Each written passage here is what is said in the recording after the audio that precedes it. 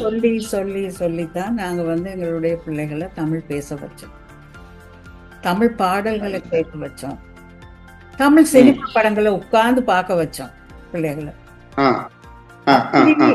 அதெல்லாம் அந்த வீட்டுல, அதாவது வீட்டுல எப்பவுமே இந்த தமிழ் பாடல்கள் ஒலிச்சு கொண்டிருக்கிறப்ப அது பிள்ளைகளுக்கு அப்படியே ஆழ்மனதுல பதிஞ்சிடும். இப்படியாகும் பதியும் அது. சோ அவங்க மறக்க மாட்டாங்க. அந்த சின்ன வயசுல அதை சொல்லி கொடுத்தா போதும், அதுக்கப்புறம் அவங்க அதை எப்படியுமே கொண்டு நடத்துவாங்க. சோ நீங்க சொல்ற இந்த விஷயம் உண்மையிலேயே நல்ல ஒரு விஷயம். இதை எல்லாரும் கிரகிச்சுக்கணும். அதாவது பிள்ளைகளோட தமிழ்ல பேசுங்கன்னு சொல்றத ஒரு முக்கியமான விஷயமாக அவங்க எடுத்துக்கணும். எடுத்தால் பிள்ளைகள் தமிழ் பேசுவாங்க கண்டிப்பா. கண்டிப்பா அப்படிதான். நீங்க காவலர் பார்வைன்னு ஒரு என்ன அது மெகசினா, மாத இதழ் இல்லையா? ஆமா, காவலர் பார்வை என்ற மேகசின் நடத்திட்டு இருந்தோம். அது பிறை மலர்களுடைய பத்திரிகை ஆசிரியரா இருந்தோம்.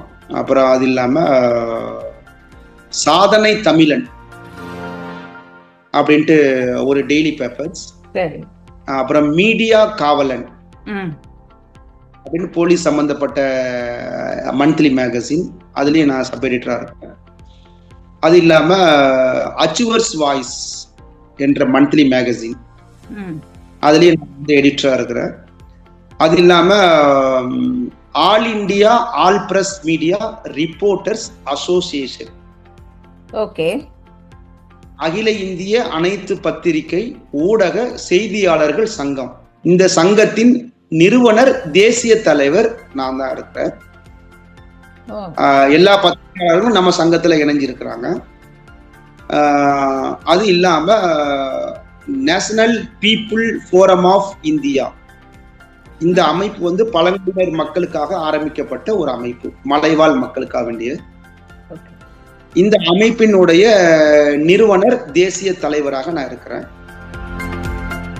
அது இல்லாம இன்டர்நேஷனல் அச்சீவர்ஸ் ஃபவுண்டேஷன், சர்வதேச சாதனையாளர்கள் அறக்கட்டளை, அந்த அறக்கட்டளையினுடைய நிறுவனர் சர்வதேச தலைவராகவும் இருக்கிறார். அது இல்லாம சோசியல் வெல்ஃபேர் ஆஃப் இந்தியா, இதனுடைய தேசிய தலைவரா இருக்கிறேன். அது போன்ற நிறைய அமைப்புகள்ல இருந்து நம்ம சேவைகள் செஞ்சுட்டு இருக்கோம். அப்புறம் அந்த விலங்குகள் அமைப்பு இருக்கிற அனிமல்ஸ் ப்ரொடெக்ஷன், அந்த அமைப்பு நான் ஒரு ஜாயிண்ட் ஜெனரல் செக்ரட்டரியா இருந்து சேவை செஞ்சுட்டு வர்றோம். நிறைய அமைப்புகள் இருக்குது, போயிட்டே இருக்கும் சொன்னா. மாதிரி அமைப்புகள் இருந்து நிறைய பொது சேவைகளை அதிகமா நம்ம செய்யறோம். ஆமா, இது எல்லாத்துக்கும் உங்களுக்கு எப்படி நேரம் கிடைக்குதா? எல்லாம் செய்யறதுக்கு உங்களுக்கு பல விஷயங்கள்ல நீங்க ஈடுபட்டு இருக்கிறீங்க. இப்ப எப்படின்னு சொன்னா, எல்லா இதுலயும் எப்படி நேரம் கிடைக்குன்னு சொன்னா, ஒரு விஷயம், சில விஷயம் நம்மளா போய் செய்யறது இல்லை. நமக்கு கீழே சில இப்ப துணைத் தலைவர் அவங்கன்னு போட்டிருப்போம், ஒவ்வொரு மாவட்ட தலைவர்கள் அப்படின்னு செய்யும் போது ஒவ்வொரு மாவட்டங்களையும் நான் ஒரு போன் தான் பண்ணுவேன். இந்த மக்களுக்கு இந்த விஷயம் செய்யுங்க. இப்ப கொரோனா காலகட்டங்கள்ல நம்ம அமைப்பு சார்பா கிட்டத்தட்ட 1 கோடிக்கு மேல நம்ம செலவு பண்ணியிருந்தோம். எல்லாமே அரிசி, பருப்பு, காய்கறி, தேவையான ஐட்டங்கள் ஒவ்வொரு மாவட்டங்களுக்கும் போன் பண்ணி சொல்லி, அந்தந்த மாவட்டங்கள்ல நம்ம அவங்கவுங்க சொந்த காசு, கொரோனா காலகட்டங்கள்ல யார்கிட்டையும் காசு இல்லை, அப்படி அவங்கவுங்க சொந்த காசை எடுத்து, இப்ப ஏன் சார்பா ஒரு 1000 ரூபாய் தர்றேன் சார், உங்க சார்பா ஒரு 1000 ரூபாய் கொடுத்துருங்க, அவர் சார்பா ஒரு 2000 ரூபாய் கொடுங்க. அப்படி நம்ம அமைப்பை சேர்ந்தவங்களே ஒவ்வொரு மாவட்டங்கள்ல கஷ்டப்பட சாப்பாடுக்கு வழி இல்லாம இருக்கிறவங்களுக்கு நேரடி கொரோனா டைம்ல அப்படி பண்ணோம். தமிழ்நாடு முழுவதும் மட்டும் இல்ல, கேரளா, ஆந்திரா, 1 கோடி ரூபாய்க்கு மேல நம்ம செலவு பண்ணி அந்த கொரோனா காலகட்டங்கள்ல மக்களுக்கு நம்ம பசியை தீர்த்தோம். அது இல்லாம கபசர குடிநீர் அப்படின்னு அந்த கபசர குடிநீரை காய்ச்சி ஒவ்வொரு மாவட்டங்கள்லயும் கிராமங்கள்லயும் அரசு பெர்மிஷனோட, சரியா, அந்த அங்கீகாரத்தோட போய் நம்ம கொடுத்தோம் கபசர குடிநீர் மக்களுக்கு கொடுத்து. நிறைய நிறைய விஷயங்கள் நம்ம வந்து நோய் தடுப்பு, நோய் வராம இருக்கிறதுக்கு, வந்ததை தடுக்கிறதுக்கு, அதே மாதிரி நிறைய விஷயங்கள் நம்ம தொடர்ந்து செஞ்சுட்டு தான் வர்றோம். அதே உங்களுக்கு மாதிரி ஆதரவு இருக்கு, நிறைய பேர் உங்களுக்கு சப்போர்ட் பண்ணிட்டு இருக்காங்க இந்த விஷயங்கள் இல்லையா? ஆமா. அப்ப நம்ம மட்டும் செய்யல, நமக்கு பின்னாடி ஒரு நல்ல நண்பர்கள் இருக்காங்க, நல்ல இருக்காங்க, நம்ம அமைப்பை சேர்ந்தவங்க நல்ல நண்பர் இருக்காங்க. அவங்க சில விஷயங்கள் அவங்களால என்ன முடியுதோ அதை செய்யறாங்க.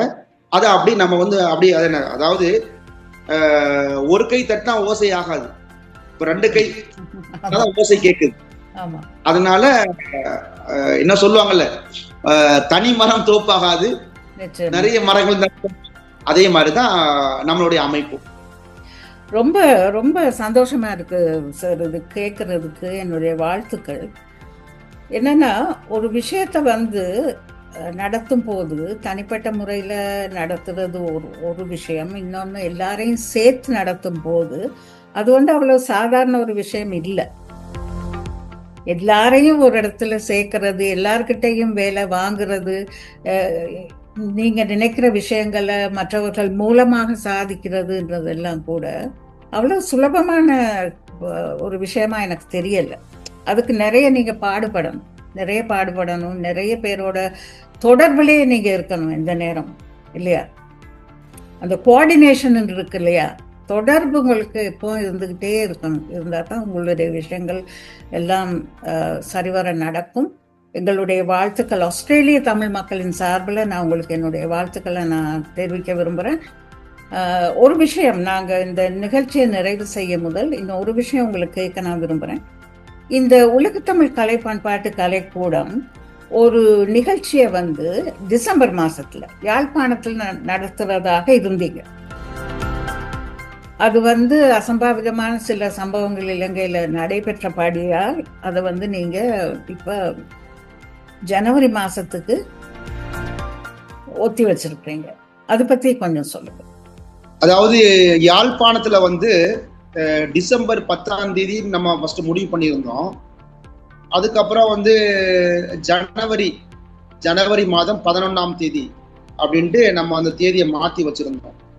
ஆனால் இன்னும் வந்து அங்க நிலைமை இன்னும் சரியா வரல. ஆமா, இப்பதான் வந்து சரியா வந்துகிட்டு இருக்குது. ஆகையால் வந்து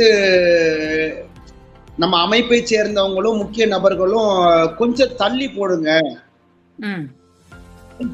போடுங்க, இந்த டைம்ல அங்க வந்து ஒரு சந்தோஷமான நிகழ்ச்சியோ அதோ இதை இப்போதைக்கு பண்ண வேண்டாம் அப்படின்னு நிறைய அறிவுரைகள் வந்துச்சு எனக்கு அங்க இருந்து. அதனால அந்த ஃபங்க்ஷனை அப்படியே வந்து மார்ச் கடைசி வாரத்துல நம்ம வந்து பண்ணலாம் அப்படின்னு ஒரு முடிவு பண்ணி வச்சிருக்கிறோம். இப்ப ஏற்கனவே வந்து இப்ப அமெரிக்கா, லண்டன், டென்மார்க் அங்க இருந்து வர்றவங்க எல்லாம் டிக்கெட் போட்டுட்டாங்க. அவர்களுக்கா வேண்டிய இந்த நிகழ்ச்சியை சென்னையில பண்ணிடுவோம் அப்படின்னு ஒரு முடிவு எடுத்து இப்ப சென்னையில அண்ணா லைப்ரரி நூற்றாண்டு லைப்ரரி அரங்கத்துல வச்சு ஒரு மாபெரும் ஒரு கலை நிகழ்ச்சியும் பிளஸ் இசை நிகழ்ச்சியும் ஏற்பாடு பண்ணியிருக்கிறோம். ஜனவரி மாதம் 17ஆம் தேதி, ஜனவரி 17 சனிக்கிழமை அந்த நிகழ்ச்சியை வைக்கிறோம். இங்க உள்ள அமைச்சர்கள், எம்பிமார்கள் எல்லாத்தையும் கூப்பிட்டுருக்கிறோம். சினிமா துறையை சேர்ந்தவங்க ஒரு 10-15 பேர்கிட்ட வர்றாங்க. சின்னத்திரை நடிகை, வெள்ளித்திரை எல்லாருமே வந்து கலந்து கொள்றாங்க. வெளிநாட்டு அமைச்சரையும், மொரிசியஸ் நாட்டுல இருந்து ஒரு அமைச்சரையும் நம்ம வந்து கூப்பிட்டுருக்கிறோம். இன்னும் அவரு முடிவு சொல்லல, வெளியுறவுத்துறை அமைச்சர், அவரும் வர வாய்ப்புகள் இருக்கு. ஆகையால் இந்த ஜனவரி 17ஆம் தேதி அந்த நிகழ்ச்சியை நம்ம நடத்த திட்டமிட்டிருக்கிறோம் சென்னையில. ஓகே, வாழ்த்துக்கள் சார். அன்னைக்கு எம்ஜிஆருடைய பிறந்த நாள்னு நினைக்கிறேன். ஆமா ஆமா, ஜனவரி 17. அது இல்லாம 14ஆம் தேதி வந்து நம்ம அரசாங்கத்தின் சார்பாக மாபெரும் இசை சங்கமத்தை அவங்க வந்து கொண்டு வர்றாங்க, கலை திருவிழாவை. 14ஆம் தேதி துவக்கி வச்சு 18 வரைக்கும் அது தனியா போயிட்டு இருக்கு. ஆமா, அது வந்து வருஷம் நடக்கிற ஒரு விஷயம் இல்ல, ஒரு நிகழ்வு.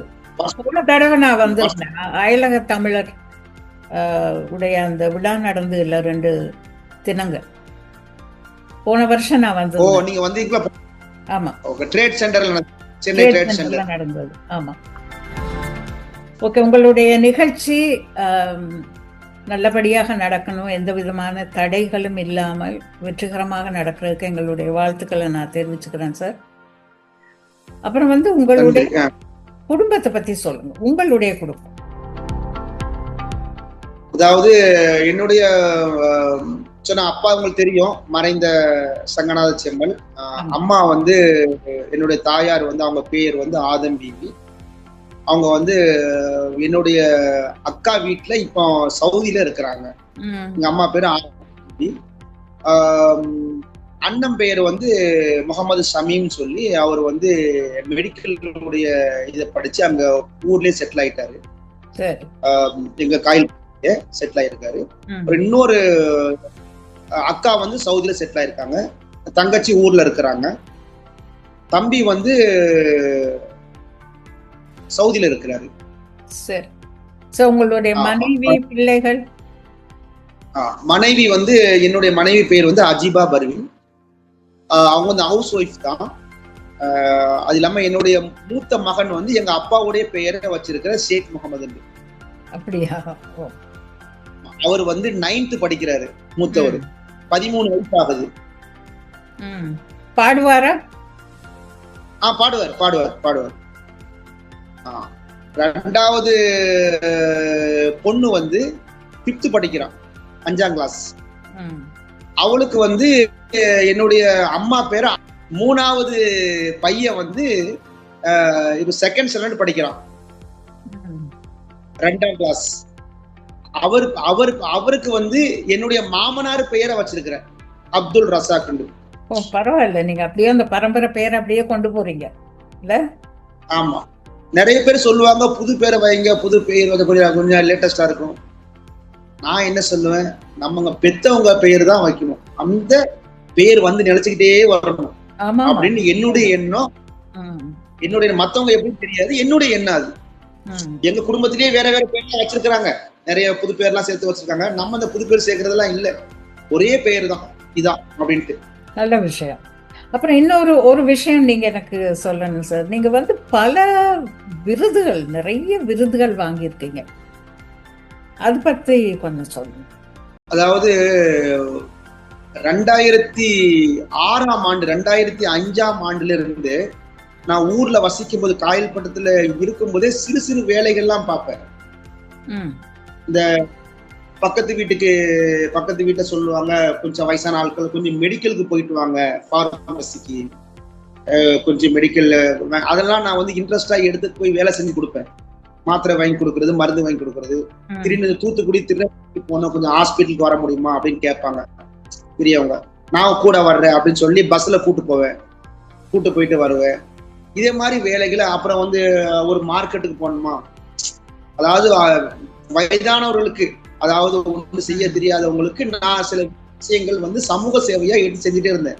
அது ஒரு எனக்கு ஆரம்ப காலத்துல இருந்தே ஒரு எண்ணம், அப்படி ரொம்ப பிடிச்சிச்சு எனக்கு இந்த சமூக சேவைகள் செய்யறது. அப்படியே தொடர்ந்து சமூக சேவை செஞ்சுட்டே வந்தேன். 2010ல இருந்து முழுமையா இறங்கிட்டோம். அதனால நிறைய தனியார் அமைப்புகள், அரசாங்கங்கள், தனியார் அமைப்புகள் வந்து எனக்கு விருதுகள் வழங்கியிருக்காங்க. உலக நாடுகள் கிட்டத்தட்ட ஒரு 60 நாடுகளுக்கு மேல நான் சுற்றுப்பயணம் செஞ்சுட்டேன். கிட்டத்தட்ட 12 கண்ட்ரிக்கு மேல, 12 நாடுகளுக்கு மேல விருது வாங்கியிருக்கிறேன். அப்புறம் இந்தியால வந்து தமிழ்நாட்டுல சென்னையில வாங்கியிருக்கிறேன். சென்னையிலே கிட்டத்தட்ட ஒரு 20 அவார்டுக்கு மேல வாங்கியிருப்பேன், விருதுக்கு மேல வாங்கியிருப்பேன். மதுரையில வாங்கியிருக்கிறேன், திருநெல்வேலியில வாங்கியிருக்கிறேன், பெங்களூர்ல வாங்கியிருக்கிறேன், ஹைதராபாத்ல வாங்கியிருக்கிறேன், மும்பையில வாங்கியிருக்கிறேன், டெல்லியில வாங்கியிருக்கிறேன், கல்கட்டால வாங்கியிருக்கிறேன். அது மாதிரி நிறைய நாடுகள்ல, சிங்கப்பூர்ல வாங்கியிருக்கிறேன், மலேசியா, 12 நாடுகள், எல்லா இடங்களும் கிட்டத்தட்ட 200 விருதுக்கு மேல நான் வாங்கிட்டேன். அந்த விருதுகள்லாம் வைக்கிறதுக்கு இடம் கிடையாது. நேரம் ஒரு இது மாதிரி வச்சுதான் வச்சிருக்க, மூட்டையில கட்டி வச்ச மாதிரி வச்சிருக்குது, அட்டை பாக்ஸ்ல கட்டி. அது இல்லாம ஒரு 10 பல்கலைக்கழகங்கள், ஆனரரி டாக்டரேட் கொடுத்துருக்காங்க. சொன்ன மாதிரி நீங்க உலக தமிழ் பல்கலைக்கழகத்திலேயும் தொட்டு ஒரு 10 பல்கலைக்கழகங்கள், அமெரிக்கானுடைய யுனைடெட் நேஷன்ஸ் யூனிவர்சிட்டி, அப்புறம் அமெரிக்கன் யூனிவர்சிட்டி, அது மாதிரி பல பல்கலைக்கழகங்கள் வந்து எனக்கு வந்து கௌரவ முனைவர் பட்டம், கௌரவ சோசியல் சர்வீஸ் டாக்டர் பட்டம் வந்து எல்லாம் சோசியல் சர்வீஸ்க்காக, மக்களுக்கு பணியாற்ற சோசியல் சர்வீஸுக்கு தான் கொடுத்துருக்குறாங்க. இங்க இருக்கிற நிறைய பண்ணிக்கிட்டு இருக்கிறேன். அது இல்லாம நம்ம அமைப்பு சார்பாக நிறைய பேருக்கு விருது வழங்கிட்டு இருக்கிறோம். ஏண்டா ஒரு நபரை தேர்ந்தெடுத்து அந்த இவர் வந்து நல்லா செய்யறாரு அப்படிங்கும் அவரை கூப்பிட்டு வந்து ஒரு விருது, இப்போ ஒரு ஆளுக்கு வந்து அவர் வந்து டெய்லி ஒரு ஆளுக்கு சாப்பாடு போடுறாரு, நான் உதாரணத்துக்கு சொல்றேன், ஒரு ஆளு சாப்பாடு, அப்ப அவரை பார்த்துட்டேப்பா நீ பரவாயில்லையப்பா அப்படின்னு சொல்லிட்டு அவரை கூப்பிட்டு வந்து நம்ம ஸ்டேஜ்ல கௌரவிச்சு, இவர் வந்து டெய்லி ஒரு ஆளுக்கு சாப்பாடு போடுறாரு, இவருக்கு நம்ம சார்பா ஒரு விருதை கொடுக்கணும் நான் கொடுக்குறேன். அந்த விருதை கொடுத்த பிறகு அந்த ஒரு ஆளுக்கு அந்த ஒரு ஆள் சாப்பாடு போட்டவரு 3 பேர் ஆக்கிடுறாரு. புரியுதா உங்களுக்கு? புரியுது. அப்ப அவங்களுக்கு உடைய கடமை அதிகரிக்குது. ஆமா, இது வந்து ஒரு விருது வழங்கும் போது அவர்களுடைய செய்யற ஒரு பணியோ ஒரு சின்ன வேலையா இருந்தா கூட அவர்களை வந்து நாங்க கொஞ்சம் ஊக்குவிக்கிறதா இருக்கும் இல்லையா?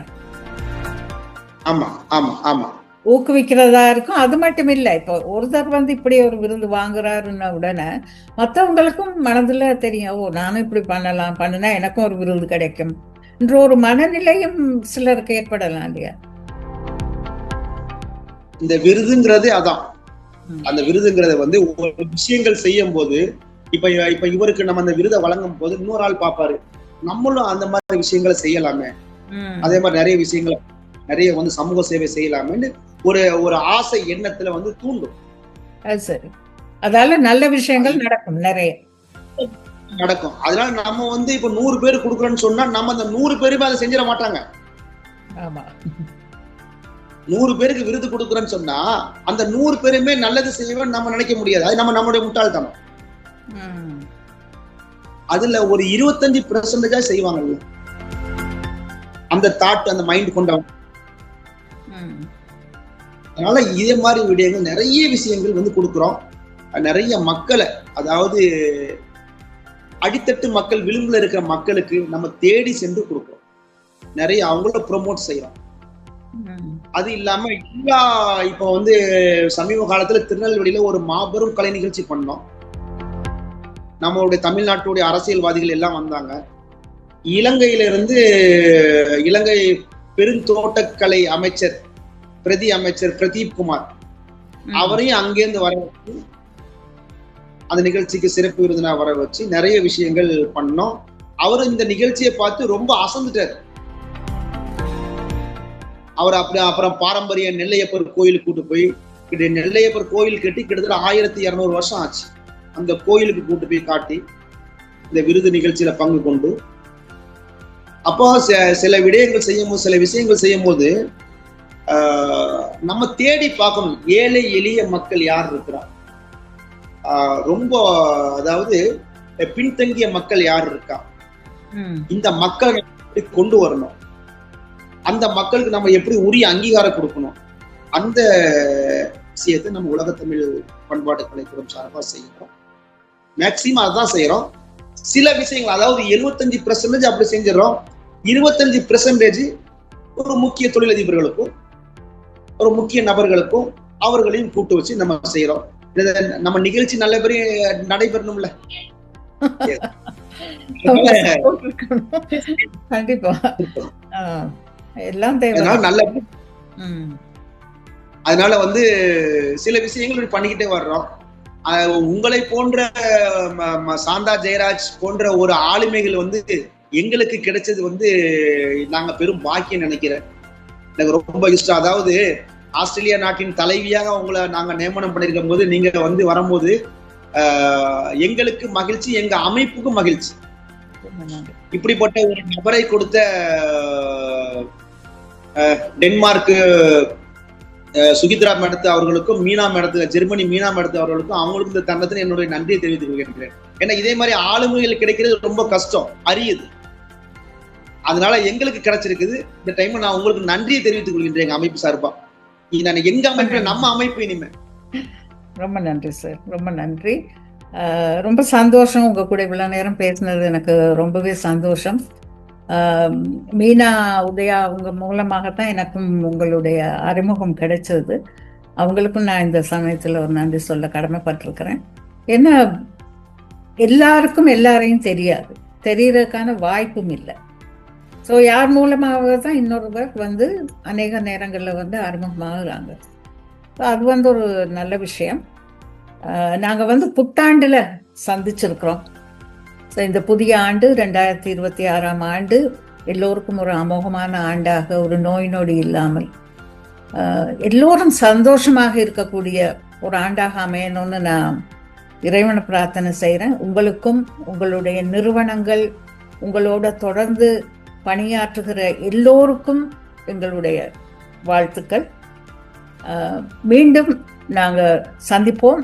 சந்திக்கிறதுக்கு ஒரு வாய்ப்பு, நேரடியாக சந்திக்க ஒரு வாய்ப்பு கிடைக்கும்னு நான் எதிர்பார்க்குறேன். இந்த நிகழ்ச்சியில் வந்து இந்த சாந்தா ஸ்டேபிள் சந்திப்போமா நிகழ்ச்சியில் நீங்கள் வந்து கலந்துக்கிட்டு சிறப்பித்ததுக்காக உங்களுக்கு என்னுடைய மனமார்ந்த நன்றி. என்ன நீங்கள் ரொம்ப பிஸியானவர், எனக்கு நல்லா தெரியும். இந்நேரம் பல வேலைகள் உங்களுக்காக காத்திருக்கும். ஸோ அப்படி இருக்கிற இந்த சமயத்துலேயும் நீங்கள் வந்து நான் கேட்ட உடனே இதுக்கு சம்மதிச்சதுக்கு ரொம்ப நன்றி சார். மிக்க நன்றி. நன்றி மேடம். எல்லாருக்கும் இனிய கிறிஸ்துமஸ் நல்வாழ்த்துக்கள் மற்றும் இனிய புத்தாண்டு நல்வாழ்த்துக்கள். எல்லோருக்கும் இனிய பொங்கல் நல்வாழ்த்துக்கள். பொங்கல் அப்படியே புத்தாண்டோட சேர்ந்து பொங்கலும் வந்துடும் இல்லையா? ஸோ எல்லோருக்கும் இனிய வாழ்த்துக்கள், இனிய திருநாள் வாழ்த்துக்கள். ரொம்ப நன்றி சார், ரொம்ப நன்றி. தேங்க்யூ. வணக்கம். Thank you madam. நிகழ்ச்சி எல்லாருக்கும் பிடிச்சிருக்கும்னு நான் நம்புறேன். மக்களுக்காக உண்மையாக சேவையாற்றுகிற ஒரு சிலரை சந்திக்கிறதுக்கான வாய்ப்பு கிடைக்கிறதுன்றது மிக அபூர்வம். அப்படிப்பட்ட ஒருவரை நான் இன்னைக்கு சந்திச்சேன்.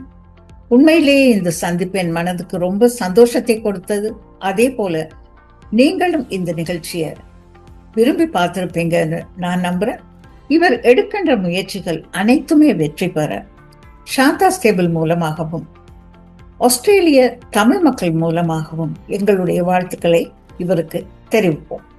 மீண்டும் இது போல ஒரு அருமையான சந்திப்போமா நிகழ்ச்சி மூலமாக நான் உங்களை சந்திக்கிறேன்.